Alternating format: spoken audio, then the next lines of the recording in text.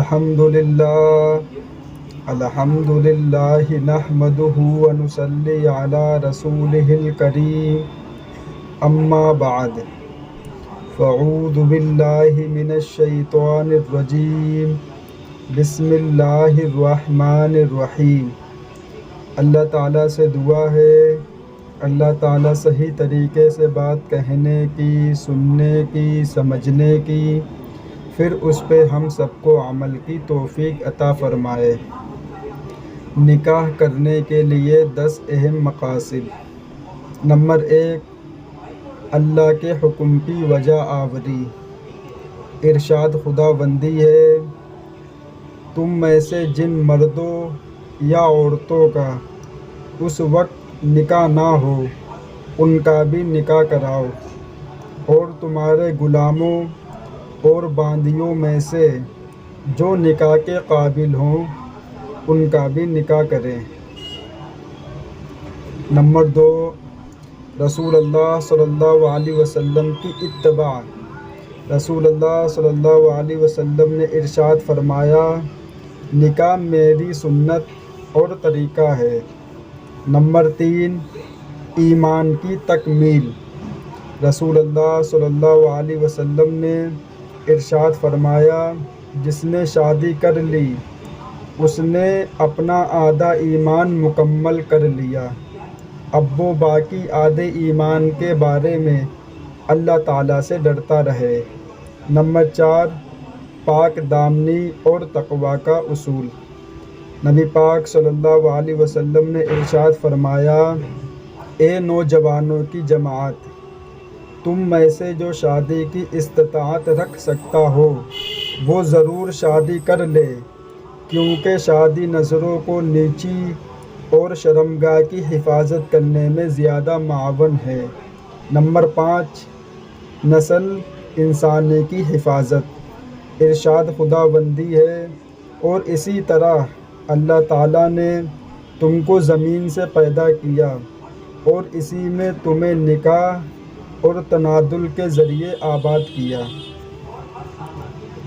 Number 6، قیامت میں رسول اللہ صلی اللہ علیہ وسلم کی خوشی کا سبب۔ نبی پاک صلی اللہ علیہ وسلم نے ارشاد فرمایا، ایسی عورتوں سے شادی کرو جو زیادہ بچے جننے والی، خوب محبت کرنے والی ہو، یقیناً میں تمہاری کثرت کی وجہ سے دیگر امتوں پر فخر کروں گا۔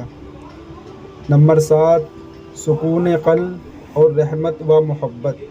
ارشاد خداوندی ہے، اور اللہ تعالیٰ کی قدرت کی ایک نشانی یہ ہے کہ اس نے تمہارے لیے تم میں سے ہی بیویاں پیدا کی تاکہ تم ان کے پاس جا کر سکون حاصل کرو، اور تمہارے درمیان محبت و رحمت کے جذبات رکھ دیے۔ نمبر 8، صحت مند معاشرے کے ضامن۔ بروقت نکاح اور شادی کی وجہ سے زوجین بہت سی بیماریوں سے محفوظ رہتے ہیں اور ان کی صحت معتدل رہتی ہے۔ اسی طرح یہ پورے معاشرے کو موذی اور معتدی امراض سے بچاتا ہے۔ نمبر 9، بچوں کے نسب کا تحفظ۔ نکاح کی وجہ سے دنیا میں پیدا ہونے والے بچوں کا نسب محفوظ رہتا ہے۔ بچوں کو باپ کا مضبوط سہارا اور قانونی معاشری تحفظ حاصل ہوتا ہے۔ دنیا کے جن علاقوں میں نکاح کے بجائے بدکاری، وہاں بچوں کا نسب خلط ملط ہو جاتا ہے۔ بچوں کا ملعون نسب ہوتے ہیں جن کی دیکھ بھال کرنے والا میسر نہیں ہوتا، اور نہ انہیں کسی قسم کا تحفظ حاصل ہوتا ہے۔ مرنے کے بعد کام آنے والے اولاد کا اصول۔ نبی پاک صلی اللہ علیہ وسلم نے ارشاد فرمایا، جب انسان انتقال کر جاتا ہے تو 3 اعمال کے علاوہ بقیہ اعمال کا سبب اس سے متعلق ہو جاتا ہے، اور 3 اعمال یہ ہیں، صدقہ جاریہ، وہ علم جس سے نفع اٹھایا جائے، نیک اولاد جو اس کے لیے دعا کرتی رہے۔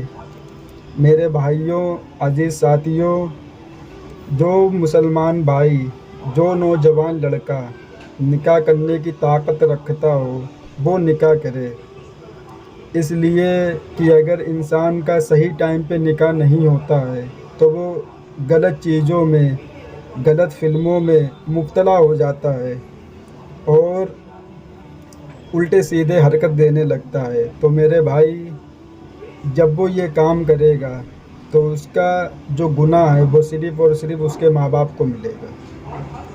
اس لیے کہ آپ کیسی بھی لڑکی دیکھو، آپ کے پاس پیسے نہیں ہیں، صرف نکاح کروا دو، انسان اپنے خوشحال رہے گا لیکن وہ برائیوں سے بچا رہے گا۔ اب لوگ کہتے ہیں کہ جب میرا لڑکا پیروں پہ کھڑا ہو جائے گا جب اس کی شادی کریں گے۔ تو جب پیروں پہ کھڑا ہو کے شادی کرو گے تب اس کی بیوی آئے گی تو آپ کو کیوں ماں باپ مانے گی؟ آپ نے کیا برات میں دیا ہے؟ سب اس کے بیٹے نے لگایا ہے، کہتے سب میرا ہے۔ تب لوگ کہتے کہ میری بہو تو میری بات مانتی نہیں ہے۔ وہ کیسے آپ کی بات مانے؟ وہ تو آپ کا گھر میں رہنا گوارہ نہیں کرے گی۔